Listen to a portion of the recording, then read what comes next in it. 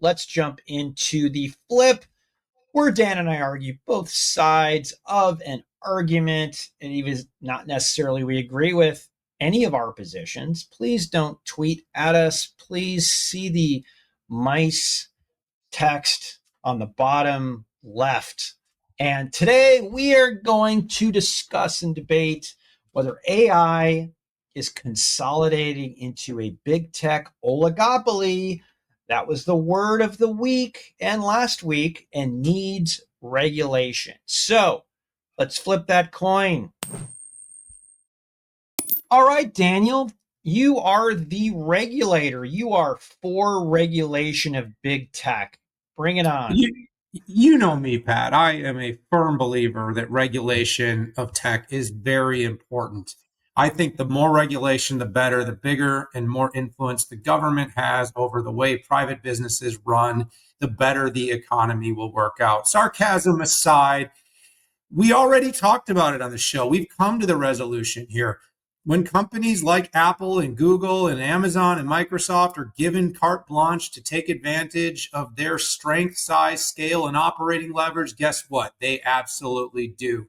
Documentation shows right now the Apple executives, when they had the chance to take advantage, they did. Do you think it will be any different with AI? AI is just another frontier to create more of the same behavior, whether it's been social, whether it's been mobile, whether it's been advertising, whether it's the cloud, software, and applications.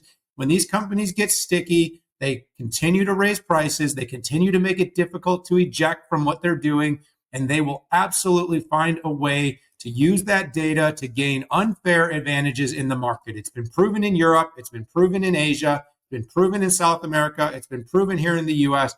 Judges have tried and failed. And what's happened is that these companies just keep getting bigger. It's more unfair. We have less competition. We have companies coming up with new creative and strategic ways to buy people out by only buying parts or pieces of their business, or just partnering and then shutting things down and basically taking out every bit of competition as it pops up.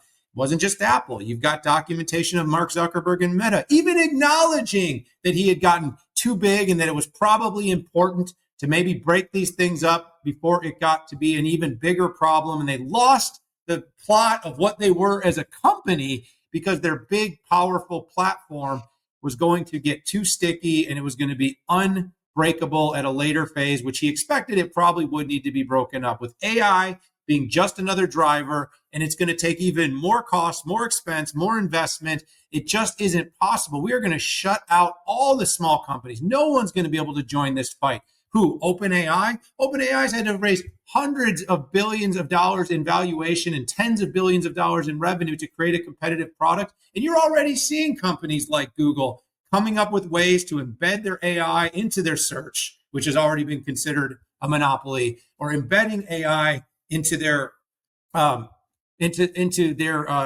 device with the Android. They are burying it in this stuff. They are making it impossible for new companies to come up. Meta just launched its AI. This is what they're going to do. They're going to make it untouchable, inaccessible, too much capital required, and at some point it's going to be unbreakable. Regulation needs to start now, and we need more of it. It's a pretty compelling argument, Dan, but my gosh, it's wrong, and particularly wrong when it comes to AI. If you look at the cost and complexity of even doing a frontier AI model, it requires not only scale of the tech behemoths, but also requires collaboration between them. I think Llama is the best example where you have Meta creating Llama and then being leveraged by AWS, by Google Cloud, by all of these giant tech players to be able to increase innovation in an open industry standard type of way. And regulation would just stifle that innovation, and also on global competitiveness. I mean, there's nobody in China trying to throttle Huawei and all the large companies like Alibaba with Quen over there. And for us to, do a couple things. First of all, if we would restrict the collaboration between the giant companies related to AI, and we would reduce these large companies' ability to make investments, to make sure that, I don't know, companies like Anthropic can do better. I mean, is this really who we're trying to protect here? And let's not forget, what do we call OpenAI? They're a freaking startup, and somehow OpenAI gets hundreds and billions of dollars in capex to be an innovator. And I think this just shows that the way that we are doing things here makes sense. I mean, can you imagine if OpenAI didn't have its collaboration with Microsoft? I mean, what would it do if there weren't a tight connection there? I guess it would be arm's length, and Satya would be overjoyed to go in and spend $80 billion in capex, right, based on a handshake. But no, Microsoft has ownership in OpenAI, the nonprofit, of course, hardy har. And this is the way that things work. There would be no way without ownership of Microsoft ownership of AI that deal would get on the ground. And if that deal doesn't get off the ground, who is OpenAI going to start their service with? I mean, I guess they could have started it off with the CoreWeaves of the world, and that's kind of where they're headed. But there's no way they could have gotten where they are without that.